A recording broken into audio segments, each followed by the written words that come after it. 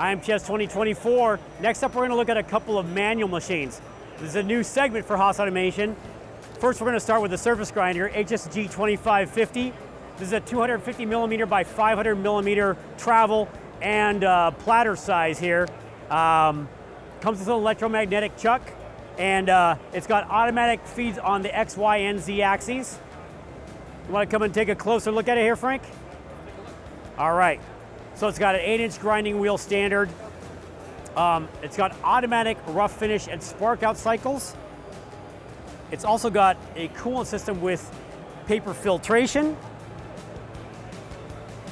And the package includes a wheel dresser, wheel balancing base.